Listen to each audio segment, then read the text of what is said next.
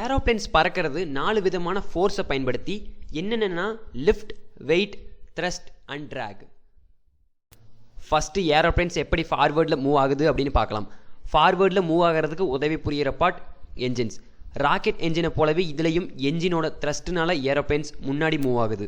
இப்போ எப்படி ஏரோப்ளேன் மேலே டேக் ஆஃப் ஆகுது அண்ட் எப்படி ஏரில் பறக்குதுன்னு பார்க்கலாம். இதுக்கு பெயர் லிஃப்ட். இது எதோட உதவி மூலியமான காத்தோட உதவி மூலியமா. விங்ஸோட ஸ்ட்ரக்சர் தான் ஏரோப்ளேனோட மூவ்மெண்ட்டுக்கு காரணம். இதில் 2 சர்ஃபேஸ் இருக்குது.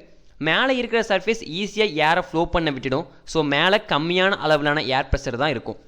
கீழே இருக்கிற சர்ஃபேஸில் ஏர் ஸ்ட்ரைக் ஆகும். ஸோ ஏர் ஃப்ரீயாக மூவ் ஆகாது and high air pressure act ஆகும். ஸோ இந்த ப்ரெஷர் தான் ஏரோப்ளேன் மேலே லிஃப்ட் ஆகிறதுக்கு காரணம். ஏரோப்ளேன் எப்படி மேலே லிஃப்ட் ஆகுதுன்னு பார்த்தோம்.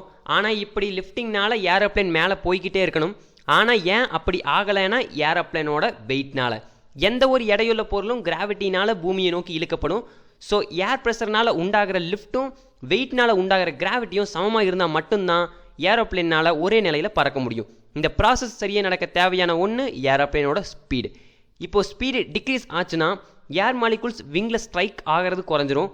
ஸோ ஏரோப்ளேனோட லிஃப்டிங்கும் குறைஞ்சிரும். இதனால் கிராவிட்டி இங்கே வின் பண்ணுது. ஏரோப்ளேன் மேலே லிஃப்ட் ஆகிறது குறைய குறைய கிராவிட்டி ஏரோப்ளேனை கீழே கொண்டு வரும். இதுதான் லேண்டிங்.